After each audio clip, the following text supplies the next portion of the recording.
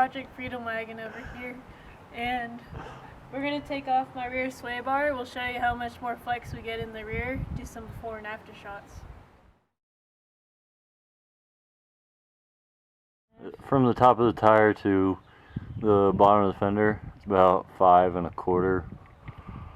So we'll see how much that changes once we get it off.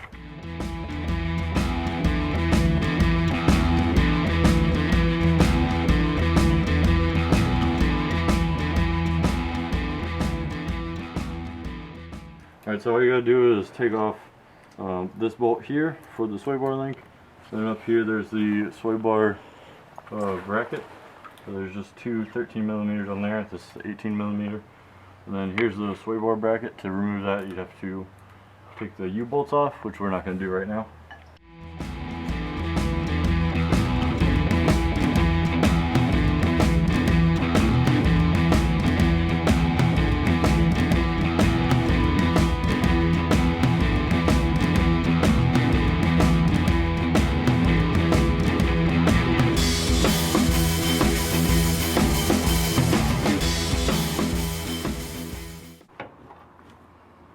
There you go. Once you wiggle that out, that's all you gotta do.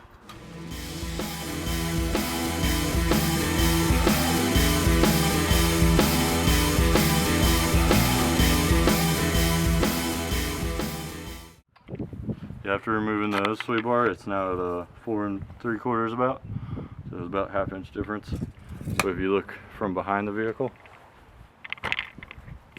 it's definitely steeper angle, so it's allowing it to flex more.